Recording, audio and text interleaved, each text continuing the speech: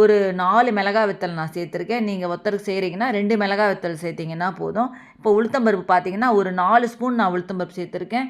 நீங்கள் வந்து ஒரு 2 ஸ்பூன் உளுத்தம்பருப்பு சேர்த்துக்கோங்க. இந்த 4 நான் 3 பேர் செய்கிறதுனால நான் இவ்வளோ போடுறேன். இப்போ கொஞ்சமாக இதில் பெருங்காயம் சேர்த்துக்கோங்க. இதை சேர்த்துட்டு இதை நல்லா கிளறி விட்டுருங்க. உங்களுக்கு வந்து இதில் குவான்டிட்டி வந்து உங்களுக்கு நிறைய வரணும் அப்படின்னு பார்த்தீங்கன்னா உளுத்தம்பருப்பு கம்மியாக போடுங்க, தேங்காய் கொஞ்சம் கூடுதலாக போடுங்க. ஏன்னா உளுத்தம்பருப்பு நிறைய சேர்த்திங்கன்னா உங்களுக்கு வந்து தொகையல் வந்து ரொம்ப கெட்டியாயிடும். அதனால் உளுத்தம்பருப்பு எப்போவுமே கம்மியாக தான் சேர்க்கணும். இதில் தேங்காய் தொகையலுக்கு மட்டும் தேங்காய் மட்டும் கொஞ்சம் கூட சேர்த்திங்கன்னா உங்களுக்கு குவான்டிட்டி கொஞ்சம் கூடுதலாக கிடைக்கும். இப்போ புளி பார்த்திங்கன்னா ஒரு நெல்லிக்காய் சைஸ் அளவு புளி எடுத்து வச்சுருக்கேன், அதில் சேர்த்துக்கோங்க.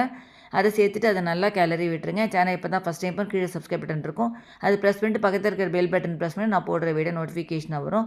இப்போ மிக்ஸி ஜாரில் வந்து உளுத்தம்பருப்பு, மிளகாய் வத்தல், புளி எல்லாத்தையும் சேர்த்து இதில் சேர்த்து வச்சுருக்கேன். இப்போ தேங்காய் பார்த்தீங்கன்னா நான் இன்றைக்கி 1 கப்பு தேங்காய் எடுத்து வச்சுருக்கேன். நீங்கள் வந்து ஒரு 1/2 கப்பு